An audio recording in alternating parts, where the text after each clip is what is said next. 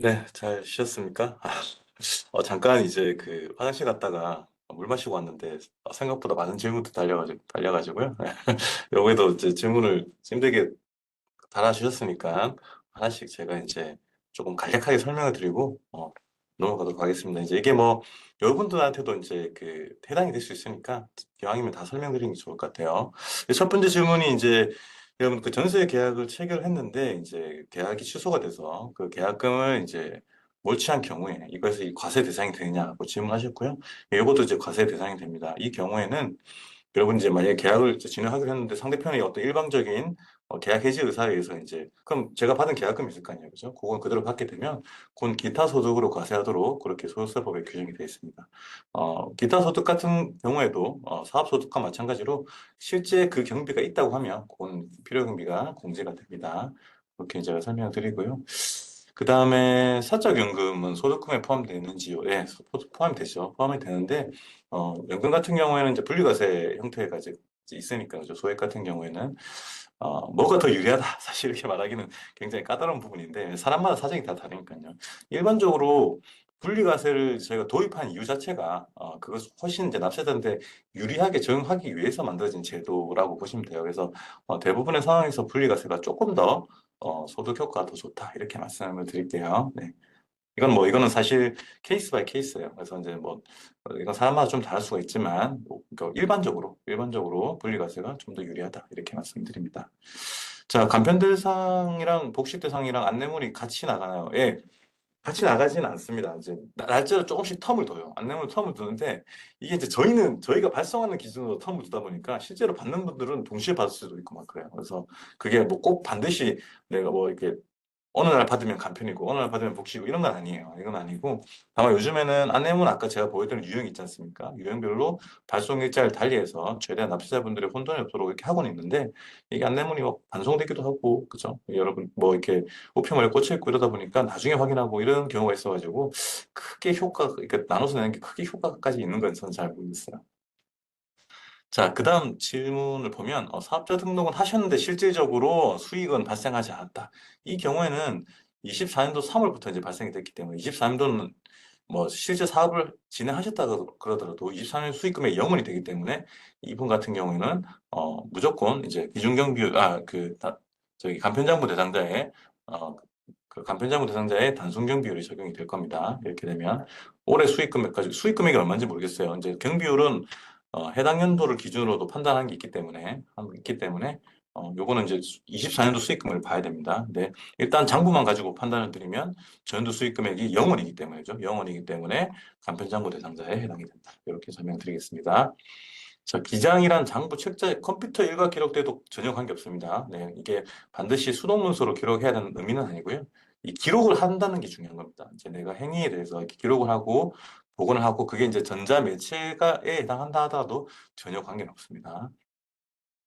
기준경비율과 단순경비의 차이점은 제가 좀 이따 설명드릴 거예요. 설명드릴 건데, 단순경비는 계산 방식이 굉장히 단순합니다. 여러분. 그래서, 단순하게 이제 적용해서 이제 우리가 계산할 수 있는 거고, 기준경비율은 좀 까다로워요. 까다롭고, 훨씬 더 단순경비보다 경비율이 낮습니다. 단순경비를 적용받는다는 것은 수익 금액이 더 낮다는 의미이기도 해요. 그래서, 단순경비를 적용받게 되면, 일반적으로 단순경비에 적용하시는 분들이 세금을 훨씬 좀 적게 내는 그런 형태가 많이 나옵니다. 그래서, 이건 제가 좀 이따 설명드릴게요. 네, 뒤에 내용이 있습니다. 자, 그다음에 부동산 임대업하고 근로소득이 같이 있는 경우에는 같이 있는 경우에도 장부 관리를 해야 되나요? 네. 임대소득이 6천만 원이기 때문에 임대업 같은 경우에 이제 여기에 해당이 되죠. 6천만 원.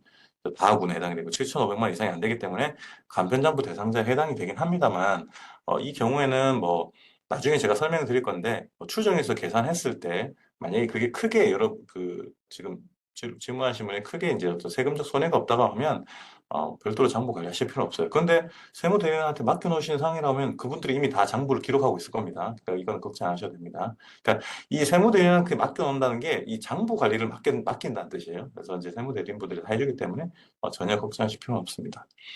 자, 그 다음에 시청, 군청에서 심의비 명목으로 받는 거. 예, 이것도 수익 금액이 되는데, 요 같은 경우에도 이제 기타 소득이 되는데요. 요거 같은 경우에는 이미 그 지급을 할 때, 아까 제가 설명드린 것처럼 원천 징수를 하게 되고요. 원천 징수를 하게 되고, 그 차감된 비용이 다 해서 이제 연간 300만 원. 그러니까 이제 이게 이제 여러분 그 여기 일시적 이제 용역이라고 하는데 이런 것들을 제가 이제 소속은 다른 데 있는데 다른 데서 이제 예를 들면 뭐 심의비나 강의비나 이런 걸로 돈을 받는 경우 있잖아요. 그죠? 그 경우에는 저희가 의제 필요 경비라고 해서 60%까지 경비가 인정됩니다. 그래서 10만 원을 받으면 만약 10만 원 받았다고 하면 6만 원이 경비가 인정이 돼요. 그래서 4만 원만 받은 것으로 보고요.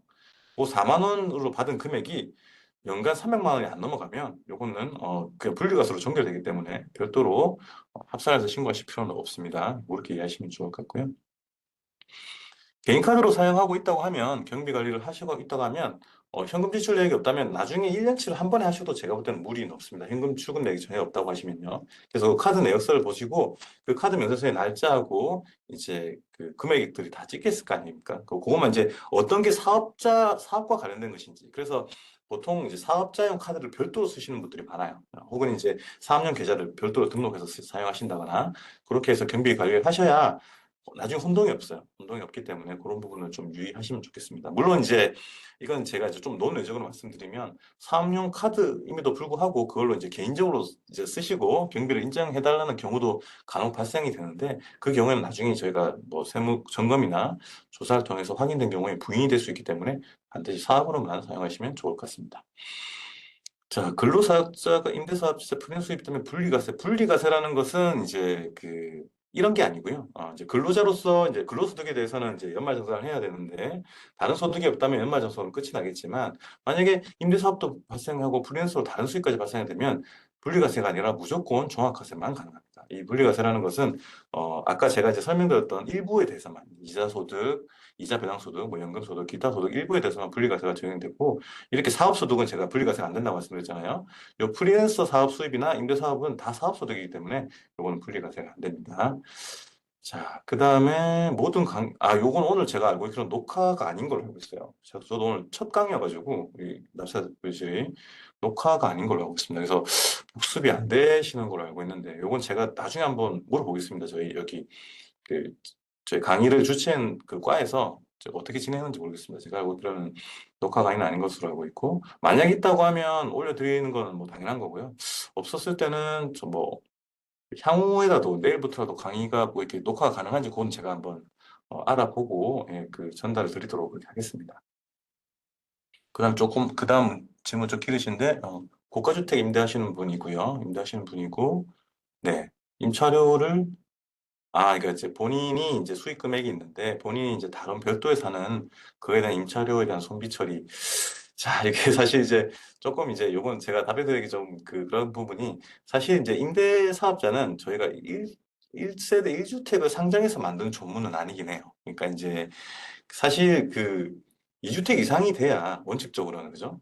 원칙적으로는 2주택 이상이 돼야 내가 하나의 주택을 살고 우리 세대는 2주택을 살고 나머지 주택에 대해서 이제 임대 소득이 발생하면 거기에 대해서 이제 과세하는 구조다 보니까 사실은 내가 사는 이 자가 경비에 대해서는 경비로 인정이 사실은 이제 될 만한 상황 자체가 상정되지 않는 부분도 있죠. 그리고 이게 임대 소득에 대한 경비라고 보기는 이제 애매할 수 있거든요. 이제 이해는 잘 안 되실 수 있겠지만, 왜냐하면 이거는 내가 하든 안 하든, 임대를 하든 안 하든, 내가 이제 발생되는 이 월세는 내가 주거비로서 발생되는 경비로 볼 수 있기 때문에. 그러니까 이 사업에 직접적으로 되는 비용만 되는 거기 때문에. 그러니까 물론 이제 납세자분께서는 아니, 내가 임대를 하기 위해서 빌린 돈이다라고 이렇게 얘기는 하실 수가 있지만, 아까 제가 말씀드린 것처럼 임대소득이라는 자체가 이제 이 주택을 사실 상장한 것도 아니고, 그리고 내가 이 주택을 임대소득을 안 한다 하더라도 발생되는 비용이라고 볼 수 있기 때문에 이건 사실 선택의 문제인 거죠. 이주택인 경우에 임대하는 경우. 그래서 지금은 경비로 인정 안 되는 걸로 제가 알고 있습니다. 그래서 이해가, 이해가 잘 안 되시겠죠. 그죠? 이해가 잘 안 되시겠지만, 이게 이제, 어, 아까 제가 말씀드린 것처럼 임대소득이라는 자체가 내가 갖고 있는 주택 그러니까 외에 다른 주택이 있었을 때 발생한 소득을 상정해서 만들어 놓은 조문이기 때문에 요거는 조금 지금 현재로서는 적용받기는 어렵습니다. 그러니까 이제 내가 이제 만약에 그거에 대해서 했다 하더라도 임대 수익과 관련돼서 내가 250만 원이 직접적인 손해 비용으로, 그러니까 그 경비로 지금 이제 인정되기는 어렵다. 이런 상황이라고 말씀드리고 싶습니다.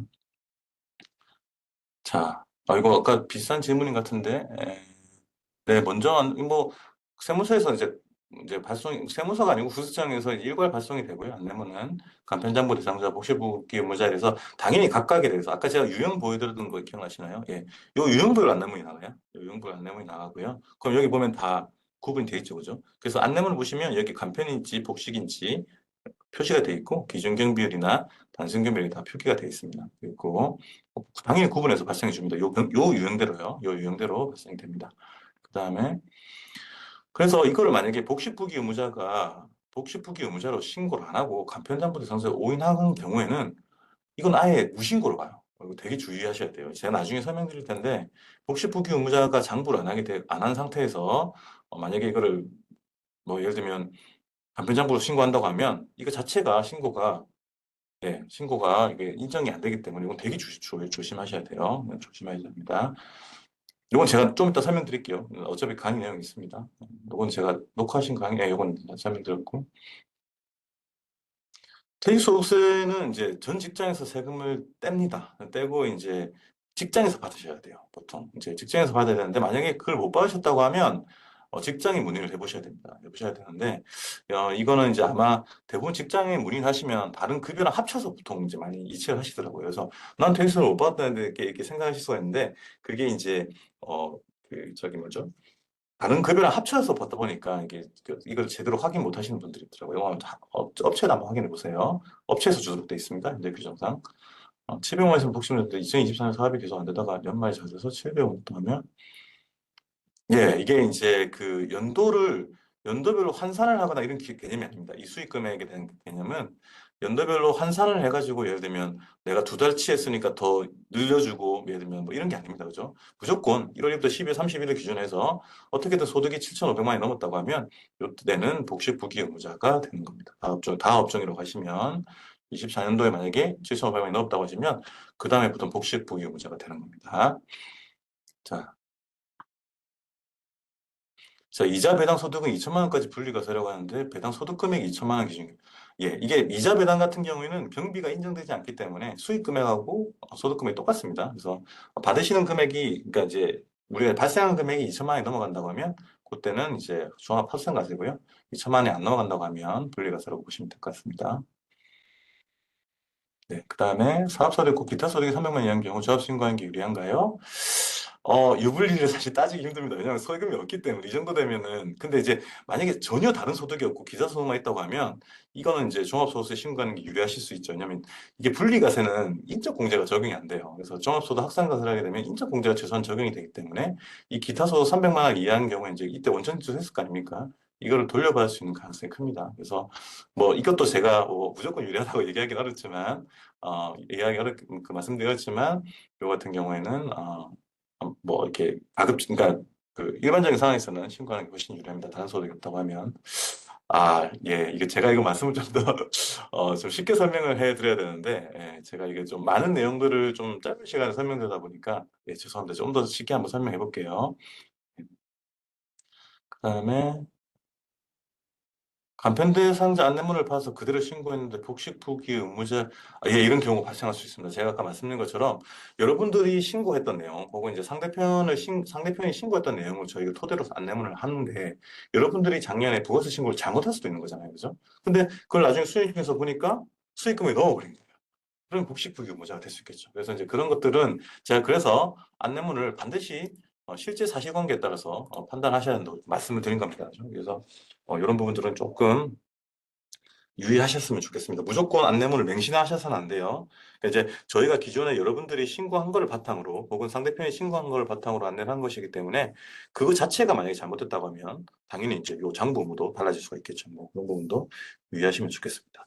네, 대략 이제 설명이 좀 됐나요? 네. 네, 이제 수업을 이제 다시 넘어가 보겠습니다. 네. 자, 그래서 제가 펴나.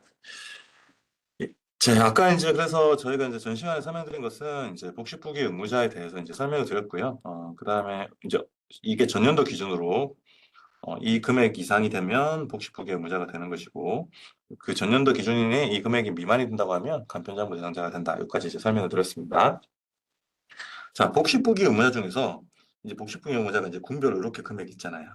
근데 그 금액이 두 배 이상, 그죠? 두 배 이상 되는 경우, 이 기준에 두 배 이상 되는 경우에는 외부 조정 대상자가 됩니다. 이 외부 조정이 뭐냐면 반드시 세무사를 통해서, 그죠? 외부에 있는 세무사를 통해서 조정을 해야 된다는 뜻이에요. 그러니까 거꾸로 얘기하면 요 금액 사이에 있는 거는 자기 조정이 가능합니다. 내가 스스로 난 회계학 전공이니까 할 수 있어 이렇게 해가지고 자기 조정할 수 있지만 이 부분이 넘어가는 이상 전문 세무사의 도움을 받아가지고 해라. 이게 이 기준 금액이 요 금액의 2배라고 보시면 돼요. 그게 이제 외부 조정입니다. 이거 2개 다 직전 연도를 기준으로 하는 거죠. 자, 근데 이 2개랑 별개로 당해 연도에 수익 금액이 이렇게 초과하게 되면 굉장히 부럽습니다. 그죠? 이렇게 첫 해에 이렇게 이 정도 수익 금액을 낸다는 거 참 대단한 것 같습니다. 이 수익 금액이 이렇게 넘어간다고 하면 이것은 반드시 외부 세무사로부터 이것을 성실하게 신고했다는 확인을 받아야 됩니다. 확인. 이 확인을 받는 이유는 세무사가 이 신고를 성실하게 하게끔 유도하기 위해서인 거예요. 그래서 만약에 이걸 성실 신고를 확인서를 외부 사무소에서 발급해줬는데 만약에 이게 신고가 잘못됐다. 혹은 이제 기장을 뭐 고의적으로 경비를 뭐 과다 계산한다거나 수익금에 누락했다거나 이런 것들이 확인되면 이 세무사가 자격 정지가 돼요. 자격 정지. 굉장히 이게 무서운 규정이죠. 그래서 몇 개월간 자격 정지 이렇게 되기 때문에 외부 사무사 이 성실 신고 확인서가 도입되고 나서 세무사에 더 조심해서 신고하고 있다. 이렇게 이제 보시면 될 것 같아요. 요건 사실 여러분 뭐 크게 중요한 건 아니고 지금 당장 여러분들이 신규 사업자이기 때문에 요 부분에 좀 더 집중해서 보시면 더 좋을 것 같습니다. 자, 경비는 제가 아까 설명드렸죠. 장부를 하지 않은 경우에 이제 우리 주가에서 정한 이제 비율로 경비를 인정해 준다는 건데 이거 같은 경우에 똑같이 직전도 수익금액을 가지고 이렇게 판단을 합니다. 그런데 경비로 하나 더 있어요. 올해 만약에 신규 사업자라고 해도 올해 수익 금액이 이 군비율 이만큼 이상이 되면 단순경 비율이 아니라 기준경 비율을 적용해야 됩니다. 그러니까 신규 사업자는 무조건 간편장부 대상자이지만 무조건 단순경 비율이라고 할 수는 없어요. 그래서 기준경 비율도 적용받을 수도 있고 단순경 비율도 적용받을 수가 있습니다. 요 차이입니다. 요 표가 사실 좀 복잡해 보이지만 상당히 중요한 표고 여러분들이 이제 향후의 장부나 비장 경비율을 판단함에 있어서 요 표만 보시면 다 이제 해결되실 거라고 그렇게 생각합니다. 자, 그러면 경비율이 어떻게 이제 달라지는지, 아까 누가 질문하시기로 했죠. 어떻게 달라지는지 한번 볼게요. 자, 단순 경비율은 굉장히 쉬워요. 그래서 이게 소규모 사업자 위주로만 할 수 있도록 돼 있어요. 그죠? 아까 여기 보면 단순 경비 적용받기 위해서 금액 이렇잖아요. 금액 기준이. 그죠? 이렇습니다. 그죠? 이 금액 미만에 해당돼야만 그 단순 경비에 해당이 되기 때문에 굉장히 소규모 사업자예요. 그래서 이 소규모 사업자 같은 경우에는 이제 세법적인 어떤 이해도가 조금 더 낮다고 이제 볼 수 있기 때문에 이렇게 간단하게 규정을 하고 있어요. 이 단순 경비율은 국세청장이 매년 고시를 합니다. 국세청장이 이제 매년 고시를 하고요. 비율이 업종 코드별로 정해져 있어요. 업종 코드별로. 여러분 그 사업자 등록하시면 있는 업종 코드 있죠? 그 업종 코드별로 규정이 되어 있어요. 그래서 그 업종 코드에 맞게끔 이렇게 경비율 곱하도록 이렇게 되어 있어요. 그래서 굉장히 간단하죠. 만약에 수익 금액이 10억은 너무 많은데 1천만 원이라고 1,100만 원이라고 했을 때 1천만 원이라고 했었을 때 만약에 단순 경비율이 63.5%다. 그러면 이, 이 천만 원에다가 63.5%를 그냥 곱한 거를 빼주기만 하면 바로 이게 소득 금액이 되는 겁니다. 굉장히 심플하죠, 그죠? 다만 이제 유의할 사항은 단순 경비를 유의할 사항은 이제 이건 인적용 사업자만 해당이 돼요. 여러분 업종 코드가 앞자리가 두 자리가 94로 시작되는 이 인적용 사업자분만 해당이 되는데 이 단순 경비를 적용하는 경우에도 수익 금액 4천만 원까지는 기본율, 4천만 원 초과하는 금액은 초과율 적용하도록 되어 있어요. 제가 이건 뒷페이지에 설명드릴 건데 이 기본율 초과율은 인적용 사업자에만 적용이 되는 겁니다. 그래서 만약에 여러분들이 인적용 사업자가 아니면 이 개념 자체를 이해하실 필요는 없어요. 근데 내가 이제 보험 설계사다. 그러면은 내가 4천만 원 넘었는지 안 넘었는지에 따라서 적용되는 경비율이 단순 경비율에도 불구하고 달라질 수 있다. 이제 이렇게 이해해 주시면 좋을 것 같습니다. 자, 이렇게 단순하게 경비율만 곱해서 빼는 이 구조를 우리가 단순 경비율이라고 하고요. 기준 경비율은 좀 복잡해요. 그래서 여러분, 제가 좀 안 보이실 수 있으니까 지울게요. 자, 기준 경비율은 아래 1, 2 중 적은 금액인데 첫 번째가 수익 금액에 빼기 주요 금액이 요것밖에 없어요. 매입 비용, 임차료, 인건비, 요것도 증빙이 다 확인돼야 됩니다. 거기다 빼주고 그 다음에 다시 수익 금액의 기준 경비율을 곱한 걸 또 빼줘요. 그러니까 언뜻 이 산식만 보면 이것보다 훨씬 유리해 보이잖아요. 근데 단순 경비율하고 기준 경비율이 굉장히 격차가 많이 납니다. 그래서 단순 경비율보다 기준 경비율이 한 4분의 1 정도밖에 수준이 안 돼요. 경비율 자체가 비율이. 그러다 보니까 단순 경비율이 보통 일반적으로 더 유리합니다. 그리고 이제 이걸 유의하실 때 이제 주요 경비라고 해서 이 세 가지만 열거가 되어 있거든요. 근데 이제 이 열거되지 않은 거에 이제 추가적으로 인정되는 게 이제 외주 가공비가 있고요. 외주 가공비가 있고, 그 다음에 운송업, 이건 운송업에 한정되는 겁니다, 여러분. 운송업의 운반비가 추가적으로 공제가 돼요. 딱 요 두 개밖에 없어요. 그래서 간혹 이제 오셔가지고 이제 이 장부를 못 쓰신 분들이 장부로 기장을 해야 되는데 못 쓰신 분들이 와서 내가 이렇게 추계로도 신고를 할 수 있거든요. 장부를 못 썼으니까 내가 이 기준 경비로 신고를 하겠습니다. 라고 해서 이제 신고를 할 수 있어요. 할 수 있는데 간혹 오셔서 이 경비 외의 경비를 인정해 달라고 좀 이제 말씀하시는 분들이 있어요. 이제 대표적인 게 뭐 예를 들면 뭐 음식 먹은 거죠. 음식비, 그죠? 그다음 통신비. 자, 이런 것들은 안 돼요. 이런 것들은 이미 여기 경비율에 들어가 있다고 보고 있어요. 이 경비를 포함이 됐다고 보고 있어요. 이 경비량 자체가 이 업종의 평균적인 경비 어떤 비율이기 때문에 이 비용들이 이미 여기 포함되어 있다고 보고 있고요. 그 외에 포함되어 있지 않은 비용만 인정이 되는 거예요. 요것만. 그래서 이제 이거를 사실 인정받기 위해서는 장부를 하셔야 돼요. 장부 기장은 다 인정이 되죠. 그죠? 물론 장부를 인정하면 이 경비라는 것 자체가 없겠지만 장부를 하게 되면 이런 거 다 인정이 된다. 그래서 그 간혹 이제 그 세무서의 신고 창구에 근무를 해보면 장부 서류 이만큼씩 갖고 오신 분들이 있어요. 이런 것들이 막 섞여 있죠. 그래서 이렇게 막 섞여 있는 경우에는 저희가 이게 인정이 되지 않는다. 인정이 되지 않으면 좀 설명드리기가 되게 곤란해요. 이게 이제 왜냐하면 그 고생해서 다 모아서 왔는데 안 된다고 합니다. 그 자체가 조금 굉장히 화가 나는 부분이기 때문에 그래서 이제 이 부분에 대해서는 좀 이해를 잘 못하시더라고요. 근데 이것들은 대부분 여기 이제 포함이 됐다고 보고 그 외에 이렇게 다섯 가지만 인정이 된다 이렇게 이해해 주시면 좋을 것 같습니다. 증빙이 반드시 있어야 됩니다. 예. 근데 뭐 그 적격 증빙이 없다 하더라도 제가 아까 말씀드린 것처럼 뭐 이체 내역이 있다거나 그건 상대편이 누군지 확인이 돼야 됩니다. 그리고 상대편 인적 사항이 확인이 돼야 되고요. 영수증을 받는 경우에도 반드시 상대편의 인적 사항이 나와야 됩니다. 그 경우에는 인정받을 수 있다. 이렇게 보시면 좋을 것 같습니다. 자, 이게 기준경비율에 대한 그 계산식이에요. 이 1번이. 근데 이 1번으로 하다 보니까 이제 어떤 이제 문제점이 발생이 되냐면 요게 이제 경비가 증빙이 인정된 경우만 이제 인정된다고 했잖아요. 주요 경비가. 이걸 아예 이제 분실한 경우가 있을 수 있잖아요. 그죠? 아예 분실. 그래서 아무것도 경비가 인정이 안 되는 거예요. 경비가 아예 없어요. 이 경우에는 너무 높은 그 소득 금액에 대해서 부담을 갖기 때문에 그 경우에는 이렇게 비교를 해서 적은 금액, 단순 경비율을 해서 요 배율, 그죠? 간편장부 상당 2.8, 복식부 경우자 3.4, 요 배율을 곱한 금액만큼은 이제 저희가 한도치를 두는 거죠. 그래서 이 증빙을 완전히 분실했었을 때는 단순 경비율로 그 계산한 금액의 배율을 곱한 것만큼은 최대치로 보고 있다. 이렇게 보시면 될 것 같습니다. 인적사항 요거는 이제 지금 설명드리는 게 좋을 것 같아서 예, 이름, 성함, 연락처, 생년월일 정도. 근데 사실은 이제 더 정확하게 하려면 이제 상대편에 사업자 번호나 주민등록번호가 있으면 가장 정확하고요.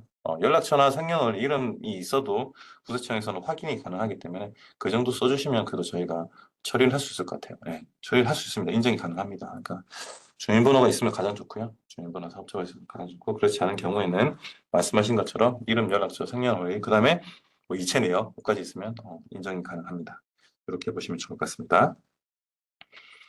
추계입니다. 그죠? 예, 추정해서 계산한다. 그래서 가급적이면 전 여러분들이 추계 신고를 안 하셨으면 좋겠어요. 왜냐면 이제 이게 그 아주 금액이 미미하신 분들이야 당연히 뭐 단순 경비에 적용하면 거의 세금이 없기 때문에 문제가 없는데 그렇지 않은 경우에는 만약에 어느 정도 규모가 있다고 하시면 이게 장부랑 비교가 안 됩니다. 그 장부랑 기장하는 거랑 경비를 정해서 소득금액 계산하는 게 굉장히 비교가 안 되고 세금의 차이가 많이 나기 때문에 여러분들이 가급적이면 장부를 다 하셨으면 좋겠습니다. 네.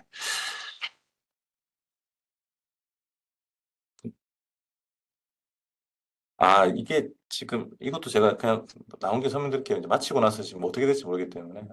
교육비는 여러분 교육비 세액 공제가 됩니다. 그러니까 이게 사업상의 경비가 안 된다고 해서 무조건 내가 사용하고 있던 것에서 세금이 다 부과되냐 그런 건 아니고요. 교육비 같은 경우에는 교육비 세액 공제가 되는 거고요. 차량 구입된 것이 그러니까 원래 여러분 이 소득이라고 그러니까 이 경비라고 하는 것은 반드시 이 수익 금액에 대비되는 경비만 인정이 됩니다. 이걸 우리가 이제 회계학적 용어로 수익 비용 대응의 원칙이라고 합니다.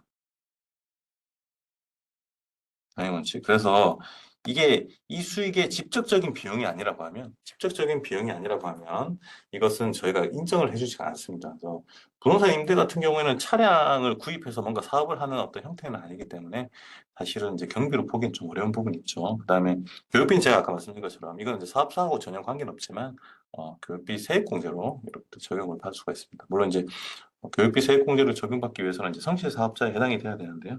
이제 그거는 제가 나중에 조금 이따가 설명드리겠습니다. 이제 어찌됐든 어찌됐든 이제 질문이 계속 올라오는데 이제 여기까지만 제가 질문을 받고 나중에 수업 마치고 한꺼번에 그때 쉬는 시간 없이 바로 답변을 좀 드릴게요. 예.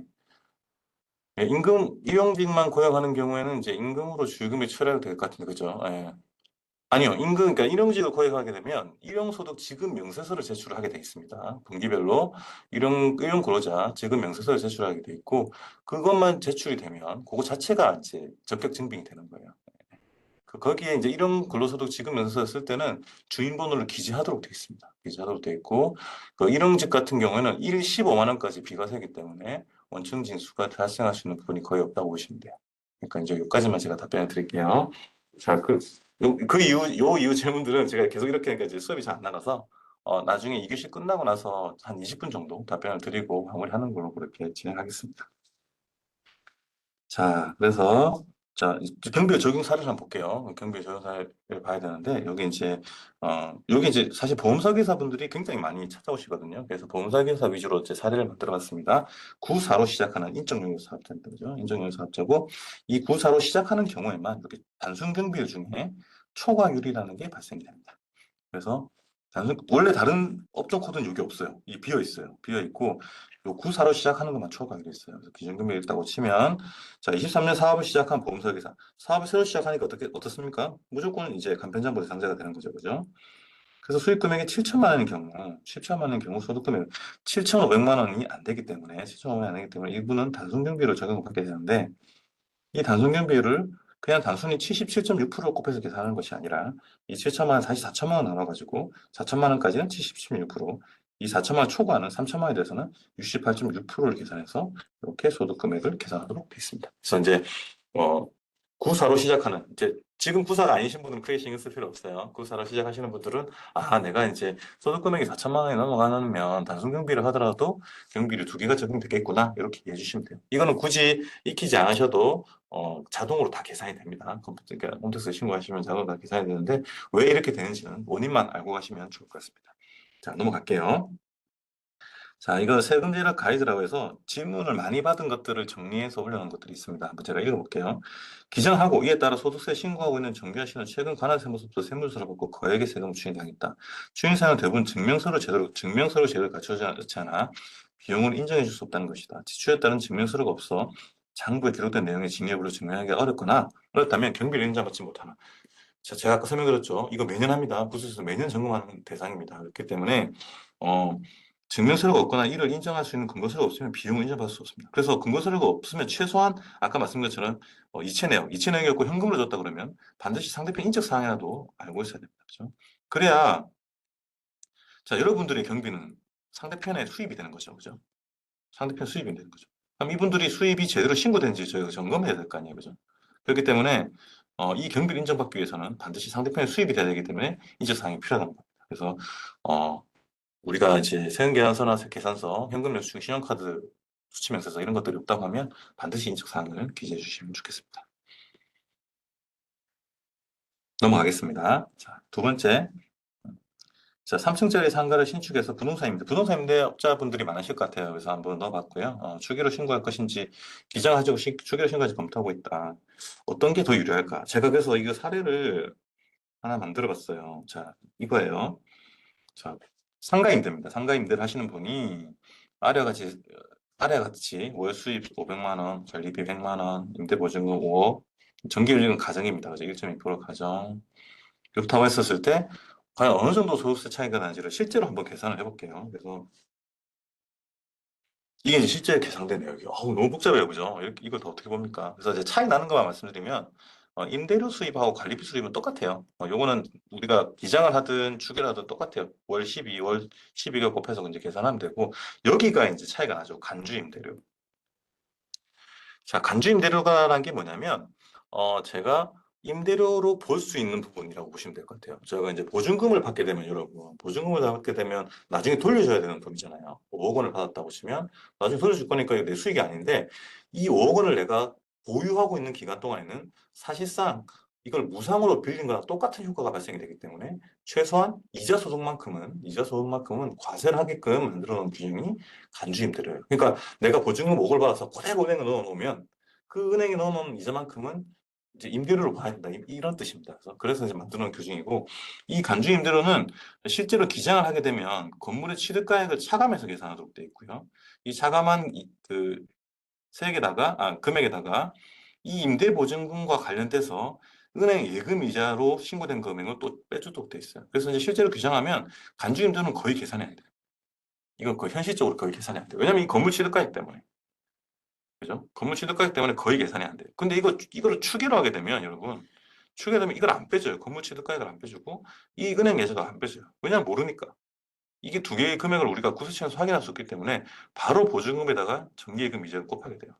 그래서 600만 원. 그러니까 이 수입에서 가장 결정적인 차이가 나는 것은 결국 이 간주임대료가 되는 것이고 이 간주임대료는 추계를 했었을 때 훨씬 더 높은 금액을 적용받게 됩니다. 그래서 이게 이제 첫 번째 포인트고요. 그 다음에 이 경비를 인정받을 때 실제로 이제 경비를 인정받을 때 기장을 하게 되면 실제 전체 경비가 다 인정이 됩니다. 3천만 원.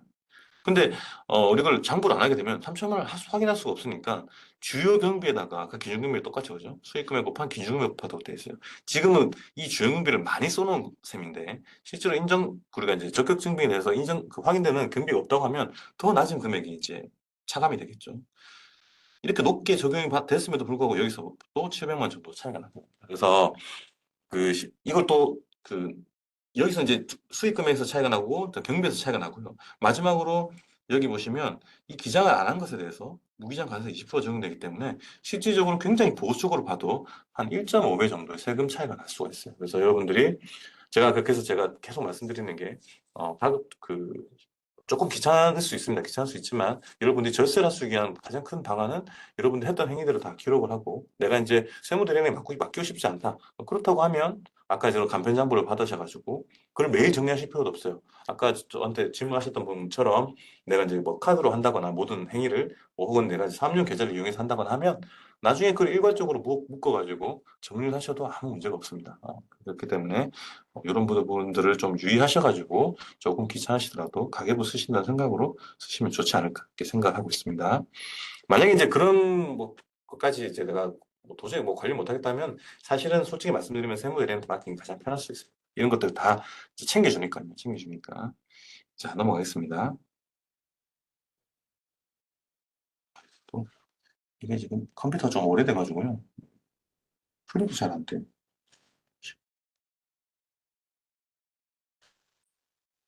됐습니다. 자, 그다음에 주택 임대소득 과세 대상. 요건 아까 제가 방금 설명드린 것은 이제 상가 임대고요. 요거는 이제 상가 임대랑 비교해서 생각하시면 좋아요.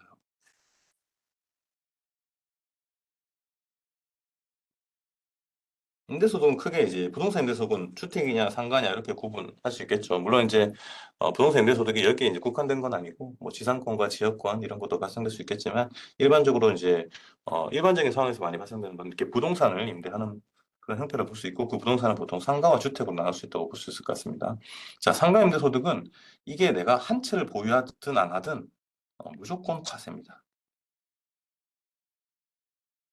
그리고 한 채를 보유하고 있는 경우에도 간주임대료가 계산이 됩니다. 제가 아까 감주임대료에 대한 개념을 설명드렸죠, 그죠? 근데 주택은 이게 이제 국민의 어떤 거주와 관련된 부분이기 때문에 좀 혜택을 많이 줘요. 그래서 내가 한 1주택만 보유하고 있다면 원칙적으로는 임대료가 비과세입니다. 그래서 요 2주택에 대한 임대료는 그리고 간주임대료는 아예 그죠 계산이 안 돼요. 다만 1주택을 보유하고 있는 경우에도 고가주택, 기준시가 12억 원 초과 혹은 국유에 소지하고 있는 주택은 과세입니다. 임대료는 똑같이 계산이 안 되고요. 간주임대료는. 이 부분은 사실 제가 아까 여기 글 쓰신 분하고 제가 좀 공감이 돼서 말씀을 드리는데 이 금액이 너무 낮아요. 12억 원. 이게 제가 한 20년 전인가요? 20년 전에 봤었을 때 6억 원이었어요. 6억 원이었고 최근에 이제 그게 한 10 몇 년 전에 9억 원 올랐다가 최근에 이제 12억 원 올렸어요. 지금 올렸는데 지금 요즘 이 주택값을 사실 제대로 반영하지 못한 기준시가 금액이 아닌가. 너무 낮아요. 그죠? 지금 뭐 서울의 주택 가격이 다들 어마어마한데 이걸 고가의 기준을 12억 원을 잡는다는 것은 저도 국세청 직원이지만 조금 너무 좀 과하지 않은가 이렇게 좀 생각이 듭니다. 이게 이제 지속적인 개정 의견이 들어가긴 해요. 여러분, 이제 뭐 이거를 저희가 뭐 몰라서 가만히 있는 건 아니고, 이 기획재정부에 그 개정 의견을 올리긴 하는데, 이거를 너무 이제 한꺼번에 이제 올려버리면, 이게 그 세부담에 대한 이 큰 변화가 발생이 될 수 있기 때문에, 기재부에서도 이거를 좀 순차적으로 올린다고 보시면 될 것 같아요. 그래서 이거 조금, 그래서 좀 서둘렀으면 좋겠는데, 지금 12억은 좀 너무 지나치게 낮지 않나, 제 개인적으로는 그렇게 생각합니다. 그냥 제 개인적인 생각이니까 듣고 넘어가주시면 좋겠어요. 예. 자, 그래서 1주택인 경우는 원칙적으로는 여기서 발생한 임대료는 과세가 되지 않는데, 국가나 국외주택 경우에는 주택을 한 채 보유하고 있는 경우에도 과세가 됩니다. 2주택 이상부터는 임대료가 무조건 과세가 돼요. 그리고 간주 임대료는, 주택의 간주 임대료는 3주택 이상인 경우에만 발생이 됩니다. 주택의 간주 임대료는 3주택 이상인 경우입니다. 그리고 그 보증금 합계액이 3억 원을 초과하는 경우에만 과세가 됩니다. 그래서 주택 같은 경우에는 간주 임대료가 웬만큼 다주택자가 아니면 잘 과세되지 않는다. 이렇게 이해해 주시면 좋을 것 같아요. 자, 근데 여러분, 이 주택임대소득을 제가 여기 별도로 써놓은 이유는 뭐냐면, 이걸 가장 많이 실수하시기 때문에, 주택임대소득 할 때, 이 보유주택 수, 내가 아까 1주택이라고 말씀드렸잖아요. 이게 내가 순수히 개인으로 가지고 있는 주택 수만을 의미하는 건 아니에요. 그래서 부부의 경우에는 합산을 해서 판단을 합니다. 합산해서. 그래서 내가 남편이 한 채를 보유하고 있고 배우자가 두 채를 보유하고 있으면 남편과 배우자가 각각 세 채를 보유한 것으로 봐서 그럼 간주임대로 계산이 되겠죠. 그죠? 요 계산이 될 수 있다는 거예요. 그죠? 그래서 이건 유의하셔야 돼요. 다만 이제 양도소득세랑 좀 차이는 뭐냐면 죄송합니다.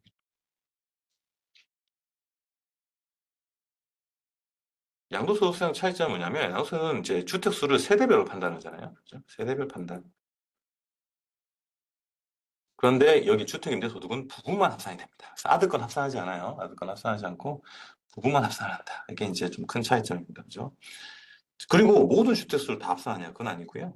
소형주택은 주택수에서 제외합니다. 이 소형주택은 뭐냐면 주거 전용 면적이 40제곱미터 이하면서 기준시가 2억 원 이하인 엔드입니다. 그죠? 엔드 기준시가 2억인 주택을 소형주택이라 합니다. 그래서 만약에 A라는 사람이 소형주택만 10채 갖고 있다. 소형주택만 10채 가지고 있다. 그럼 이걸 판단할 때 이 사람은 주택을 안 갖고 있는 거랑 똑같이 판단을 해요. 명체로.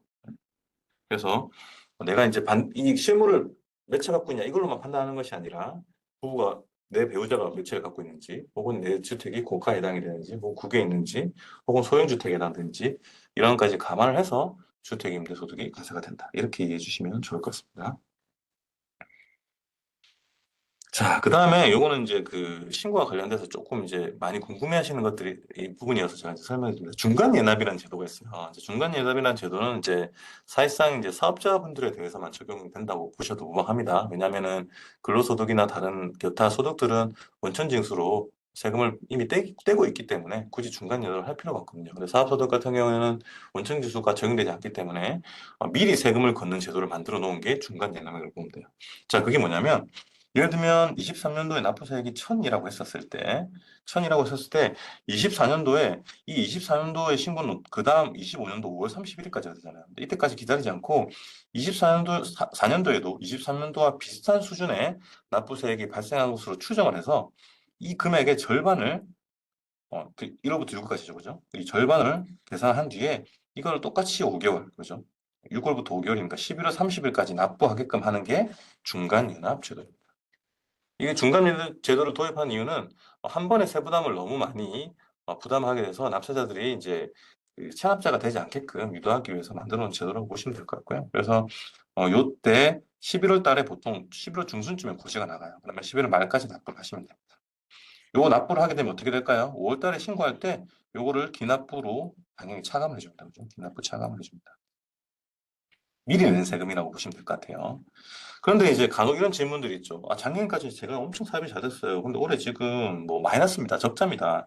이런 사람들이 있을 수 있잖아요. 근데 그 상태에서 이건 전년도를 기준으로 이제 계산되다 보니까 이거 자체가 굉장히 부담스럽어야죠. 이 500원 돈 자체가. 그래서 이 경우를 이제 상정해서 만들어 놓는 게 이제 중간이나 자진 신고가 있습니다. 이게 뭐냐면 올해 상반기에 종합소득에 대한 소득세액이 기준액의 30%에 미달하는 경우. 제가 볼 때는 이거 30%도 안 될 것 같아요. 올해 실적은. 그죠? 올 상반기 실적이 30%도 안 될 것 같아요. 여기가 300도 안 될 것 같아요.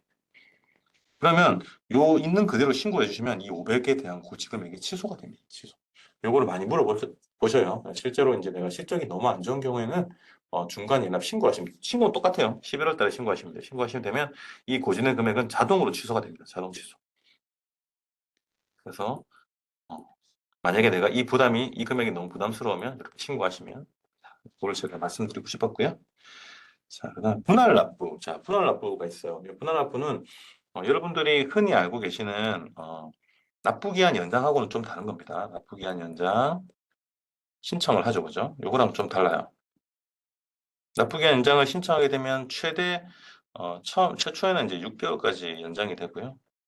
3개월 더 추가해서 9개월까지 연장이 됩니다. 제가 이제 일시적인 작은 경색 상태가 이제 될 수 있잖아요. 내가 돈이 없는 상태가 될 수 있기 때문에 그때 국세 기본법에 따라서 이 기한 자체를 납부할 수 있는 기한 자체를 이제 이걸 납부 기한을 신고 기한까지 같이 연장된다고 착각하시는 분들이 있는데 그건 아니고요. 이거는 납부만 순수 연장이 되는 겁니다. 그래서 납부 기한 자체를 신고를 했는데 그 금액이 너무 부담스러워서 일시적으로 납부 못하는 경우에는 이렇게 기한을 연장할 수 있도록 해놓은 게 납부 기한 연장 신청이에요. 요거는 신청을 해야만 이제 인정이 되는 거죠. 반드시 신청을 해야 됩니다. 그죠? 근데 분할납부는 신청이 필요 없어요. 자, 분할납부 먼저 볼게요. 분할납부 먼저 볼게요. 그래서 확정신고 자진납부세 중간에서 토지금 매매 자진납부세 각각 1천만 원 초과한 경우에는 1천만 원 초과하는 경우에 납부세액이 1천만 원 초과한 경우에는 분할납부가 가능하다. 그래서 내가 1천만 원 초과하는 경우에는 이거의 반을 2개월에 걸쳐서 나눠낼 수가 있어요. 그래서 내가 만약에 4천만 원이다 그러면 이거를 내가 10월 31일까지 내야 될 게 4천만 원이다 그러면 이 10월 31일까지 2천만 원만 내고 그다음에 다시 12월 31일까지 2천만 원을 납부할 수가 있습니다. 이건 별도 신청하지 않고 신고서에 기재만 하면 돼요. 신청서 필요 없고 분대금을 표기만 하면 됩니다. 표기만 하면 되기 때문에 이렇게 표기를 하셔서 하면 되고 다만 이게 1천만 원에서 2천만 원 사이인 경우에는 이 본납할 수 있는 금액이 500만 원. 그러니까 무조건 1천만 원은 내야 돼요. 1천만 원에서 2천만 원 이하인 경우에는 1천만 원은 먼저 내야 되기 때문에 1천만 원 초과하는 금액만 분납이 가능합니다. 그래서 똑같은 사례라고 하면 10월 31일까지 1천만 원 내시고요. 그 다음에 20일 30일까지 500만 원을 납부할 수가 있습니다. 네. 그렇게 보시면 좋을 것 같아요. 요 질문 제가 조금 있다가 마지막 좀 수업이 그 종료된 시점에 말씀드릴게요. 지금 좀 시간이 좀 부족해서요. 네. 자, 그 다음에 이제 분할 납부. 그래서 이제 분할 납부는 내야 할 금액이 한번 읽어볼게요. 실제 사례니까 다. 종합소득 신고를 마친 고세금 씨는 큰 공채가 생겼다. 내야 할 세금이 2,500만 원인데 납부할 수 있는 돈은 1,500원밖에 되지 않았기 때문에 그렇다고 당장 1,300원을 빌리기도 어렵다. 그러면 이 경우에는 이제 분납 아까 신고서 한 것처럼 먼저 분납을 하시고 그럼 이 두 달 뒤에 1,300원 또 못 낼 수도 있잖아요. 그죠? 그러니까 1,250만 원씩 되겠죠. 1,250만 원. 자, 그러면 2,200 그때 되면 그때 납부기한 연장 신청하시면 돼요. 납부기한 연장.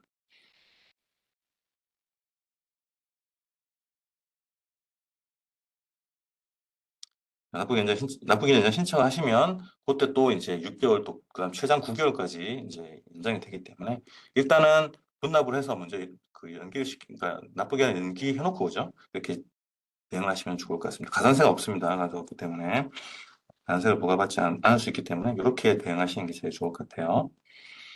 사업용 계좌는 여러분 이제 복식부기 의무자만 의무자가 돼 있습니다. 의무사항으로 돼 있습니다. 그래서 여러분들이 만약에 복식부기 의무자가 아니라면 이제 몇 신경 쓰지 않으셔도 되는데 복식부기 의무자가 되는 순간 반드시 사업용 계좌를 사용해야 됩니다. 이건 미사용시 가산세가 부과되기 때문에 이건 되게 주의하셔야 돼요. 그리고 복식부기 의무자가 되는 순간 제 개인적인 생각에는 스스로 신고하시는 것보다는 좀 대리한테 맡기시는 게 더 좋을 것 같아요. 왜냐하면 챙겨야 될 게 너무 많아요. 복식부기 의무자가 되면 복식부기를 하는 것 자체도 어렵지만 챙겨야 할 사항들이 너무 많기 때문에 가급적이면 그렇게 하시는 게 더 좋지 않나 이렇게 생각을 해요. 만약에 하신다고 해도 관계는 없습니다. 자기 조정 금액까지는 스스로 이제 조정을 할 수 있기 때문에 하셔야 되는데 그때도 사업용 계좌는 신고를 하셔야 됩니다. 그래서 만약에 이제 전년도 기준으로 이제 아까 제가 복식부기 의무 간편장부 대상자 여부를 판단한다고 했잖아요. 그래서 전년도 금액으로 봤었을 때 이제 올해부터 1월 1일부터 이제 복식부기 의무자가 되면 올해가 시작된 시점부터 6개월 안에 반드시 6개월 안에 반드시 사업연결제를 신고해야 됩니다. 한 개 이상. 뭐 두 개를 써도 되고 세 개를 써도 관계없어요. 그죠? 요거는 크게 신경 쓸 필요는 없고요. 이게 한번 등록이 되고 나서 그다음부터는 추가나 변경하는 거는 뭐 언제든지 해도 돼요. 이 신고 기한이라고 하는 것은 이 연도에, 이 해에 해당되는 계좌를 등록하기 위한 신고 기한이 5월 31일이고 그 이후에 사용될 걸 등록하실 거면 뭐 언제든지 신고하셔도 관계는 없어요. 일단 중요한 것은 반드시 한 개 이상은 등록하셔야 돼요. 이렇게 보시면 좋을 것 같고요.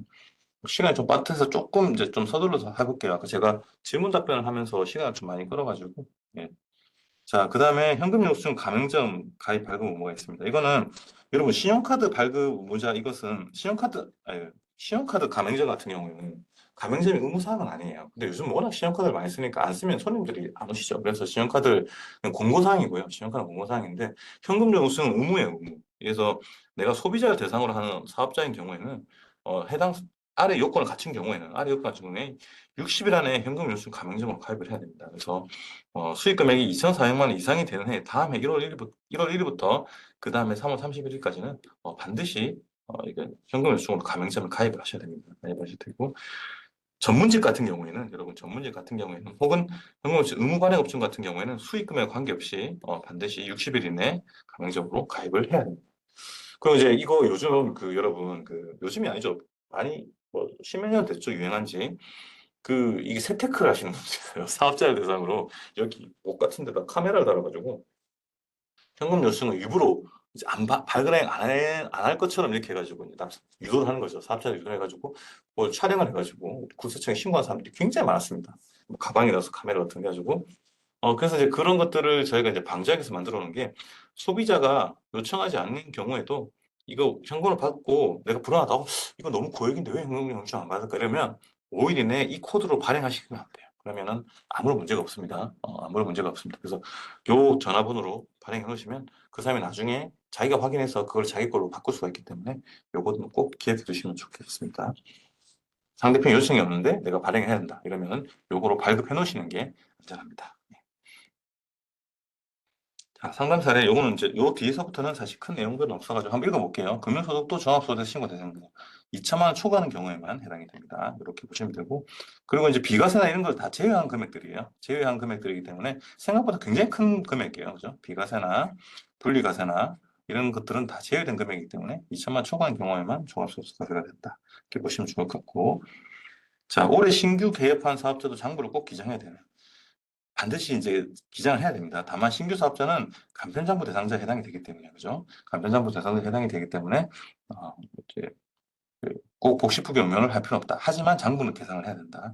그리고 한 가지 더 팁을 드리면 간편장부 대상자가 만약에 간편장부 대상자임에도 불구하고 복식후기에 의해서 신고하는 경우에는 이 산출세액의 20% 연간 100만 원 한도로 해서 기장세액공제라는 걸 적용받을 수가 있습니다. 그죠? 그래서 내가 수익 금액이 좀 꽤 크다, 큰 상태에서 내가 이제 만약에 간편장부를 해야 되는 상황이라고 하면 그걸 일부러 복식후기로 해서 그러니까 이게 세무대한테 맡기셔야겠죠. 그러고 나서 100만 원까지 공제가 되는 요거를 한번 이용해 보시는 것도 좋을 것 같습니다. 간편장부는 제가 아까 설명드렸어요. 그냥 패스할게요. 지금 시간이 조금 모자라서요. 네. 그다음에 복식부 유무자와 간편장부 대상자가 장부에 의하지 않고 추계로 종합소득세를 신고했을 때 어떤 가산세를 부담하게 되는가?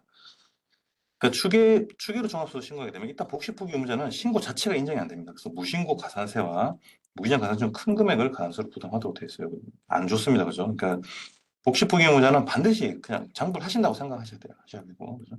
간편장부인 경우에도 추계로 하게 되면 여러 가지 그 경비들이 인정이 안 될 수 있기 때문에 그죠. 이것도 주의하셨으면 좋겠어요. 무기장 관세가 적용될 수 있습니다. 그죠? 네. 질문은 제가 좀 이따가 이거 끝나고 할게요. 오늘 원래 수업 시간 4시간인데 질문이 좀 여러 개 있어서 한 4시 10분까지 제가 하고 왜냐면 또 제가 다음 일정이 있기 때문에 답변 드리고 마무리하겠습니다.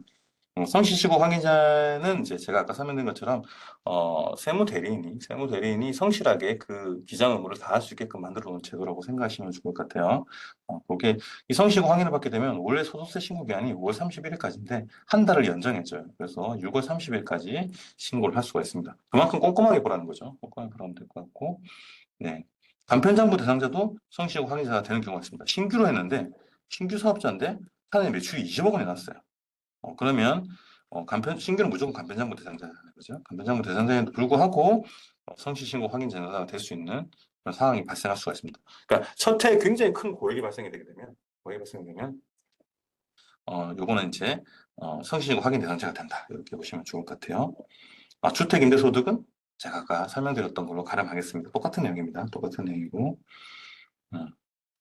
자, 여러분, 그 주택임대소득 할 때 이 여러 가지 혜택들이 많아요. 주택임대소득을 하게 될 때 뭐 감면도 있고, 공제받는 부분도 있고 하는데 그런 것들을 하기 위해서는 반드시, 이건 말이 좀 복잡한데 지자체에 등록을 하시고요. 주택임대입니다. 주택임대만 해당이 되는 겁니다. 물론 일반적인 상가임도 당연히 이 절차를 거쳐야겠죠. 지자체에 등록을 하고 반드시 세무서에다가 사업자 등록을 하셔야 됩니다. 이거를 좀 오인하셔가지고 보통 지자체만 등록하고 마시는 경우도 있더라고요. 이것만 하고 이건 안 하는 거죠. 그러면 세법에서 정해 있는 혜택을 적용받을 수가 없습니다. 그죠? 혜택을 적용받을 수 없습니다. 반드시 두 개 다 하셔야 됩니다. 그 말씀을 저희가 이제 쏟는 거고요. 그다음에 착한 임대의 상가를 인하로 세액공제 받게 하는 요건은 무엇인가? 이것도 마찬가지예요, 여러분. 제가 이제 말씀드린 것처럼 어, 아까 그런 등록들이 다 돼야 있어야 되고요. 그다음에 아래 요건을 충족하는 경우에 이렇게 돼 있습니다. 이거는 지금 연장이 되긴 했는데 뭐 지금은 사실 이게 한창 코로나 때 이제 유행하던 거거든요. 유행하던 건데 지금은 이제 크게 많이 사용하지는 않는 거기 때문에 한번 읽어만 보시면 좋을 것 같습니다. 자, 기사 소득에 대해서 종합소득세 신고를 해야 되나요? 이렇게 이제 돼 있습니다. 그래서 아니죠. 그죠? 무조건 해야 되는 건 아니고요. 분리과세가 있으면 그 분리과세는 기타 소득금의 300만 원 이하. 아까 저한테 질문하셨던 분, 그분처럼 이렇게 소액으로 이제 받게 되시면 그분 같은 경우에는 분리과세로 전개해도 관계는 없습니다. 다만 다른 소득이 발생하고 이게 선택할 수 있거든요. 선택할 수 있는데 다른 소득이 발생된 상태에서 합산하게 되면 대부분 분리하기 때문에 분리과세로 전개하시는 게 훨씬 좋다고 보시면 좋을 것 같습니다. 요거는 참고만 하시면 좋을 것 같고요. 지금 제가 시간이 좀 많이 돼서요. 질문을 이제 여기 올려주신 질문을 답변하고 강의를 마무리하도록 하겠습니다. 강의는 저기 내일도 있고요, 모레도 있고 이제 이게 점점점 좀 더 저 전문적인 내용들을 더 다룬다고 생각하시면 좋을 것 같아요. 오늘은 사실은 기본적인 내용을 말씀드리는 시간이라고 보시면 될 것 같아요. 기본적인 내용을 말씀드리는 시간이라고 보시면 될 것 같고 내일도 그 강의를 들으시고 모레도 강의 들으시면 훨씬 더 이제 괜찮지 않을까 이렇게 생각합니다. 제가 한번 이거 질문 한번 볼게요. 아까 제가 어디까지 답변했는지 모르겠네요. 어, 일용직까지 답변했고요. 부부 두 채, 모 한 채, 시골 상수주택 한 채인 경우 주택수가 어떻게 계산될까요? 부부는 초과 전에 함께소. 자, 요 주택임대소득 계산 이거는 이제 여러분 그 1세대 주택 비과세랑은 완전 다른 거니까 그건 완전 잊어버리시고 생각하셔야 돼요. 그래서 그 모친이 갖고 있는 거는 이제 한 채가 이제 제외가 되고요. 이 시골의 상속주택에 만약에 아들이 상속을 받아서 아들 명의로 바뀌었다고 하면 이것도 제외가 됩니다. 그래서 이 경우에는 주택수가 두 채가 되는 거예요. 이 부부의 주택수는 두 채가 되는 겁니다. 그래서 주택임대수 계산할 때 두 채씩 보유한 것으로 각각 두 채씩 보유한 것으로 되기 때문에 간주임대로 계산은 되지 않고요. 간주임대로 계산은 되지 않고 이제 그 실제로 임대료에 대해서만 과세가 된다 이렇게 이해하시면 좋을 것 같고요. 사업자 현실 것이 간주임대 자동 계산이 되어서 신고를 했는데 전체 본인도 3억을 제외하고 나머지 맞습니다. 오늘 건물 중에 전부 취득가액은 이거는 이제 아마 이 전체 보증금 3억 원이라는 것은 주택임대 소득을 말씀드리는 거고요. 어, 실질적으로 부동산, 그러니까 상가임대 같은 경우에는 이 건물 취득가액을 빼주는 것이고 주택임대 소득에 대해서만 3억을 빼주는 겁니다. 그래서 이 3억 원이 여기 건물 취득가액을 대체한다고 생각하시면 될 것 같아요. 그래서 다 빼준 겁니다. 그죠? 주택이 3억 원을 빼준 것이 이 정상적으로 했고 더 이상 빼줄 것은 없습니다. 요 계산된 대로 신고하시면 되고요. 주택임대 사업자는 현금성 감액 안 해도 됩니다. 의무 감액 업종은 아닙니다. 남편장부 대상자가 추계로 신고 시 무기장 관세를 내야 돼. 소규모 사업자에게, 소규모 사업자 아까 제가 말씀드린 것처럼 전년도 수익금액 기준으로 4,800만 원 미만인 경우에는 소규모 사업자에 됩니다. 혹은 올해 신규 사업자인 경우에 소규모 사업자에 됩니다. 그러니까 올해 새로 사업을 했거나 전년도 수익금액으로 4,800만 원 미만인 경우에는 그때는 소규모 사업자로 해서 추계를 한 경우에도 무기장 관세를 적용하지 않습니다. 자, 그 다음에 지식사업, 이거 좀 기네요. 분양받아 사업 적용하고 발생하는 비용, 감정 비용, 매출을 발생하지 않고 매달 고정 비용이 발생하여 결성금액 발생, 임대주택 매출, 주업종 발생하는 비용과 매출을 하나에 갚여주는. 근데 이제 여러분, 이게 지금 말씀하신 내용이 조금 이제 여러분들 복잡한 내용일 수가 있는데, 이게 이제, 어, 처음에 사업자 등록했던 게 정확히 어떤 업종인지 모르겠지만 지금 주업종과 다르게 부업종으로 부동산 임대업을 하는 경우에는 사실 이것은 완전히 구분해서 기장을 해야 됩니다. 특히 이제 부동산 임대업 같은 경우에는 그 부동산 임대 사업에서 발생하는 교통금을 우선적으로 적용하도록 되어 있기 때문에 이거를 구분해서 하시는 게 맞습니다. 구분해서 하시는 게 맞고요. 2월 결손 같은 경우에는 다른 수익 금액에서 먼저 이제 공제를 하고요. 사업소득이 이제 발생된 것은 이제 어, 수입에서 먼저 결손금을 발생하고 그러고 나서도 남으면 다른 수입에서 또 2월 결손금 공제가 가능합니다. 그렇게 보시면 될 것 같고요. 그러니까 이제 임대 수입 같은 경우에는 이제 여기서 발생되는 결손금에서 먼저 차감을 해줘야 되는데 그게 없다고 하면 여기 말씀하신 것처럼 실제 작년도 발생한 결손금을 임대 수입에서도 차감을 할 수가 있습니다. 주택임대소 소득은 사업자로 등록한 경우면 종소세 과세 대상이 그렇지 않습니다. 사업자를 등록한 경우에는 이제 감면 혜택을 더 많이 받을 수 있기 때문에 그게 훨씬 유리하다는 거고요. 등록하지 않은 경우에도 저희가 만약에 이것을 소득이 확인되면 종합소득세 과세를 하도록 그렇게 규정이 되어 있습니다. 세무대리인한테 안 주셔도 됩니다. 간편장부 작성 세무대리인이 다 알아서 씁니다. 그죠? 세무대리인이 맡기시면 세무대리인이 전부 복식후기로 해서 복식후기로 작성을 해서 제출하기 때문에 만약에 여러분이 간편장부 대상자에 해당되는데 복식후기 무장이 되면 기정세 공제까지 추가로 적용받을 수 있습니다. 그것까지 하는 게 세무대리인 역할입니다. 자, 아파트 주거용 한 채, 임대소득 아파트 한 채. 질문이 끝없이 올라오는데 제가 지금 일단 제가 최대한 답변 다 드리고 이제 마무리 한번 해볼게요. 아파트 주거용 한 채, 임대소득 아파트 한 채, 소형임대주택 한 채의 경우 임대소득 아파트만 신고하면 되는지 소형임대소득 신고를 해. 일단 등록은 하셔야 됩니다. 등록을 하셔야 돼요. 등록을 하시고 소득 아파트 그 주거용 아파트는 임대가 아니기 때문에 신고하실 필요 없지만 이거 먼저 등록을 하셔야 왜냐하면 저희 쪽에 이제 주택이 세 채 있는 건 확인이 되거든요. 세 채 있는 건 확인이 되기 때문에 이 두 채에 대해서 저희가 실질적으로 이제 확인을 하려면 실제 확인을 하려면 일단 등록을 하셔야 됩니다. 대신 과세는 안 되는 거죠. 그죠? 그렇게 보시면 될 것 같고요.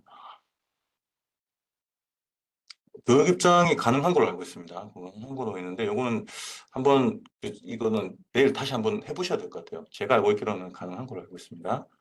교육 입장이요. 신청하셔도 상가인데서 이게 뭐죠? 다영님이 아까 뭘 물어보셨죠? 지금 이게 너무 질문이 많아서 제가 올라갈까? 간주 상가인데 사업 잠깐만 요거부터 먼저 답변드릴게요. 주택의 상수주택 B하고 있는데 주택의 전세 주경 소득세 발생이 되죠. 주택 임대사를 신고 없는. 그러니까 아까 말씀 것처럼 임대사업자를 신고한 경우든 아니든 이제 소득세는 발생이 될 수 있는데 이렇게 상속주택 소수 지분을 보유하고 있는 경우에는 주택을 제가 여기서 아까 설명드리지 않았지만 조금 복잡한 내용이어서 소수 지분자는 제외입니다. 제외가 되어 있기 때문에 이건 주택을 한 채로 보유한 것으로 봐서 이 임대에 대해서는 임대소득세가 과세가 되지 않습니다. 신고를 그러니까 그 임대소득세가 과세된지 여부랑 관계없이 사업자 등록을 해놓으시는 게 훨씬 유리합니다. 이렇게. 왜냐하면 저희가 다 확인은 돼요. 왜냐하면 저희 그 지자체에서 통보되기 때문에. 근데 이걸 자신에서 신고하냐 안 하냐에 따라서 나중에 이제 감면 혜택을 받을 수 있냐 안 받을 수 있냐 못 받느냐 이제 차이가 발생될 수 있기 때문에 등록을 해주셨으면 좋겠어요. 그다음에 부부 두 채, 본인은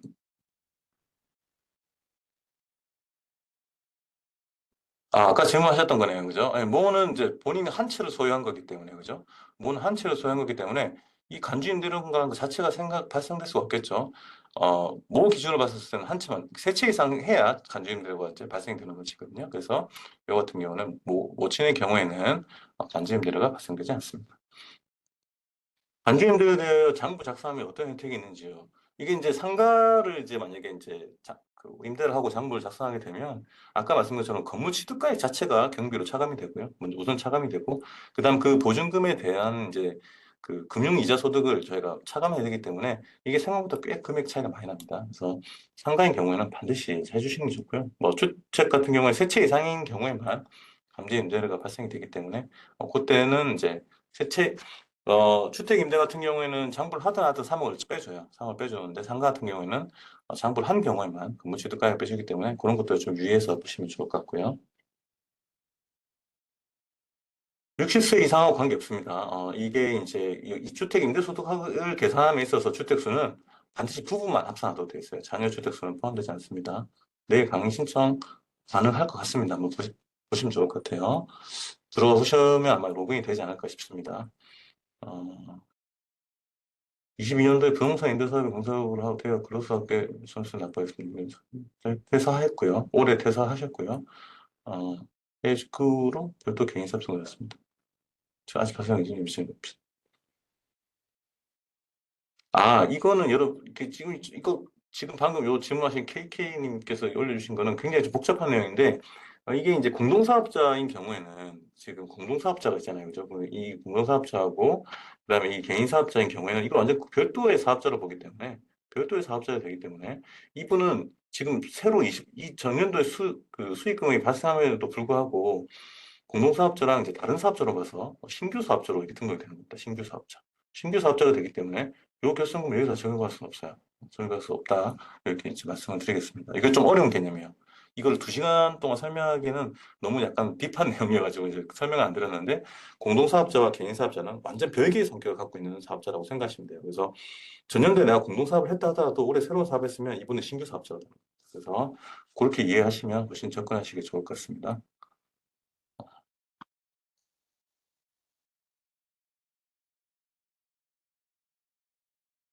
만료된 임주택 임대사 사업자 등록증이 지자체에서는 종료되었다고 했는데, 이거는 지자체 등록 여부랑 관계는 없고요. 실제로 만약에 이걸 임대를 하고 계시면 그거는 그대로 사업자 등록은 놔둬야 됩니다. 아마 이 주택 임대 사업자 등록증이 지자체에서 종료했다고 하는 게 아마 단기 임대 사업 얘기하시는 거예요. 옛날에 그 4년짜리. 그거는 이제 종료될 수 있죠. 의무 가입 기간이 4년이니까요. 그거랑 관계없이 임대 사업을 하게 되면, 임대 사업을 하게 되면 그대로, 사업자 등록을 놔두고 신고를 하시는 게 맞습니다.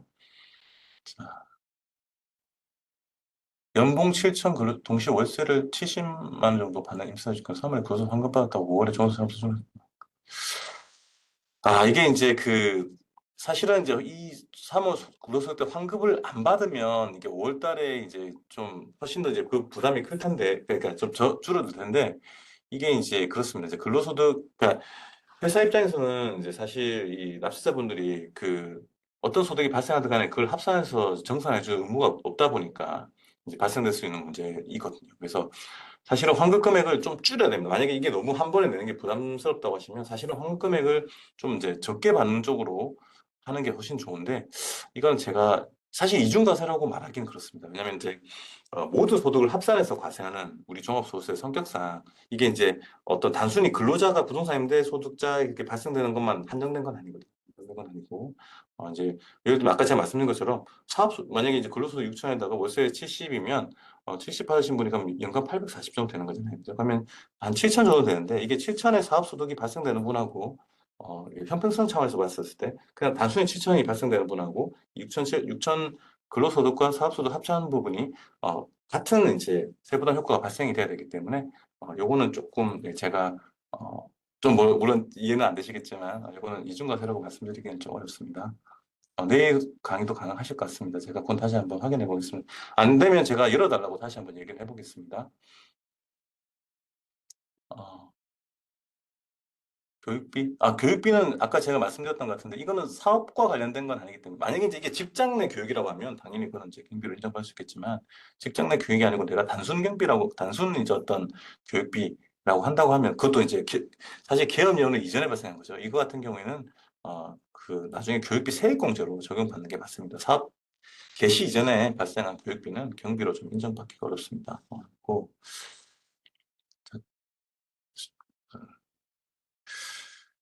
그렇죠.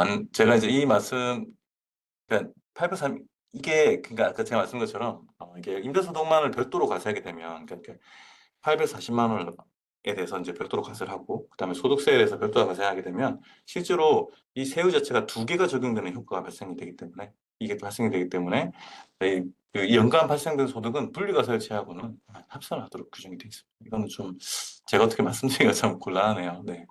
이거는 이중과세는 아니고요. 이중과세는 아니고 이제 높은 세율이 적용되다 보니까 이런 부분에 대해서는 조금 이해를 해주시다 하면 이거 제가 어떻게 말씀드릴 게 없네요. 네.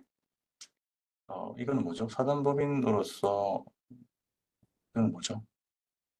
예, 이건 제가 일단 넘어갈게요. 사단법인은 아마 법인세와 관련된 거여서 이건 제가, 공익법인이요? 공익법인은 제가 여기서 답변 드릴 내용은 아닌 것 같습니다. 이게 그 법인 부분이어가지고, 예, 이건 제가 패스하겠습니다. 그다음에, 8년 장기 임대주택 세 채를 간주임대로해서 모두 채용을 통해서 냈는데 상가를 한 채 추가 구입하여, 어, 임대를 냈는데요. 종속세 같이 해야 하나요? 세 채 간주해서 모두 채용을 통해 냈는데 상가 한 채 추가 구입하여, 어, 이것도 당연히 이제 종수를 같이 해서 해야 됩니다. 같이 해서 해야 되는데, 이거는 이제 지금 추가했음에도 불구하고 모든 채점이 왔다는 걸 보면, 아마 이제 이 부분이 이제, 어, 지금 포함이 돼서 신고가 된 게 아닌가. 아니면 과세기간이 다를 수도 있습니다. 이건 한번 확인해 보십시오. 이건 당연히 합산을 해서 해야 됩니다. 개별로 할 수는 없습니다. 제가 이제 말씀드린 것처럼 원칙적으로 무조건 합산 과세가 돼야 됩니다. 음, 임대사업자 등록한 경우에는 이제 아까 제가 말씀드린 것처럼, 그 저희가 이제 차감되는 그러니까 이 금융소득으로 과세되는 이자소득을 경비로 차감을 할 수가 있습니다. 할 수 있고 소득세 감면 혜택이 있습니다. 어, 이거는 이제 세무 좀 내용이 너무 좀 방대하기 때문에 이건 세무서에 한번 확인해 보셔야 될 것 같아요. 그러니까 경비로 추가로 인정될 수 있는 부분이 있고요. 이 사업자 등록할 경우에는 그다음에 어, 그 주택임대소득 감면 소득세 감면을 적용받을 수 있다. 이제 이렇게 이해하시면 좋을 것 같아요. 자, 그다음에 상가임대사에서 발생한 결손금은 타 사업소에서 공제가 불가하다고 하다고 들었는데, 어, 그래서 이익은 타설 아까랑 거꾸로인 상황인 거죠. 그죠? 상가임에서 발생한 결손금은 그러니까 그 그러니까 다른 사업에서 발생한 결손금 같은 경우는 상가임대소득으로 더 이상 공제받을 게 없다면 이렇게 넘어갈 수가 있는데 여기서 발생되는 것은 다른 곳으로 넘어갈 수가 없습니다. 요건 죄송해요. 제가 공익법인 잘 내용을 잘 몰라요. 그래서 요건 제가 답변드리기가 좀 그렇고요. 작년 근로소득세 올해 사업자를 내셨으면 작년에 사업소득이 없으셨을 테니까, 그죠? 작년 근로소득세는 연말정산으로 마무리가 됐을 겁니다. 그죠? 다른 소득이 없으시다고 하면 회사에서 연말정산을 보통 해줍니다. 근데 만약에 이제 퇴직하신 연도가 올해라고 하시면 관계는 없을 텐데 작년이라고 하시면 혹시 내가 놓친 공제가 있는지 그거를 이제 살펴보시면 좋을 것 같습니다. 네, 감사합니다. 제가 이제 대략적으로 답변을 드렸는데 죄송합니다. 이게 뭐 제가 이제 모든 분들을 만족시키면서 답변 드리기는 조금 어렵고요. 저도 이제 세금을 집행하는 입장에서 최대한 이제 말씀을 드리려고 했는데 혹시 이게 제가 드린 답변이 조금 마음에 안 드시더라도 이해해 주시고 요 하나만 더 볼게요. 어, 예, 사업은 매출이 발생되지 않더라도 이제 만약에 이제 경비가 실제로 발생됐고 그걸 기장하고 있다고 하면 그 부분은 차후에 그죠? 25년도 이후에 그 6월 결손금으로 처리가 가능합니다. 이렇게 이제 그렇게 이해해 주시면 좋을 것 같습니다. 네. 결손금이란 개념 자체가 그런 겁니다. 그래서 네, 아무튼 감사합니다. 너무 제가 사실 이게 그 납세자분들한테 강의하는 게 저 개인적으로는 네, 그렇죠. 세부까지 불안해 보면 맞죠. 저도 집행하면서도 이건 개인적으로 불안하다고 생각되는 게 많습니다. 근데 이걸 제가 공직자로서 말씀드리는 건 좀 적절하지 않은 것 같아서 여기서 말씀드리는 게 그렇고요. 제가 이제 이렇게 납세자분들 강의하는 거는 또 이렇게 너무 오랜만이어가지고 제대로 강의를 했는지 모르겠습니다. 부족한 게 많은데 열심히 들으셔서 감사하고요. 임대사업자 폐업신고 간단합니다. 폐업신고서만 내시면 됩니다. 내시면 금방 할 수 있습니다. 그리고 내일은 이제 다른 교수가 이제 강의를 할 거고요. 그 수요일 또 다른 교수가 강의할 겁니다. 이제 영역이 조금 달라가지고 이제 강의를 그렇게 진행할 거고요. 예, 제가 혹시 내일 신청 못 하신 분들도 강의에 쓸 수 있게끔 개방이 가능한지 안 돼 있으면 개방하도록 그렇게 전달하겠습니다. 예, 부족한 강의 들어주셔서 감사합니다. 고생 많으셨습니다. 네, 다음에 뵙겠습니다.